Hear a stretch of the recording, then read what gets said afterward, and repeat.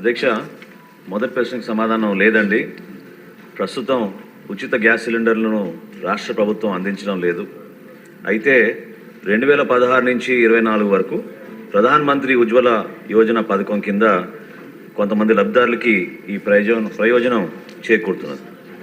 రెండో ప్రశ్నకు సమాధానం, కేంద్ర ప్రభుత్వం పిఎంయువై పథకం కింద 9,65,361 మంది లబ్ధిదారులకి మొదట ఉచిత ఎల్పిజి సిలిండర్తో పాటు ఉచిత ఎల్పిజి కనెక్షన్ కూడా మన రాష్ట్రంలో ఇవ్వడం అవుతుంది.